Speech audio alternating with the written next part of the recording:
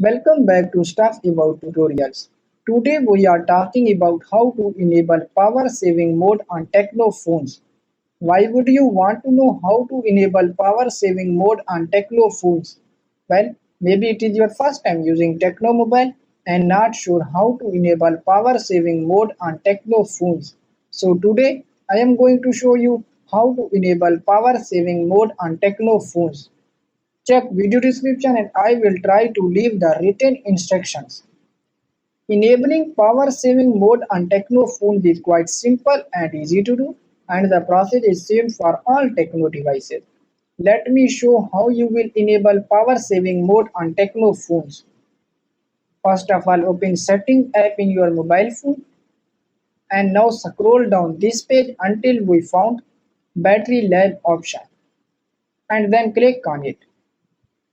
And now in this screen click on ultra power saving and then click on toggle button to enable it, and now click on enable and extra power saving mode has been enabled.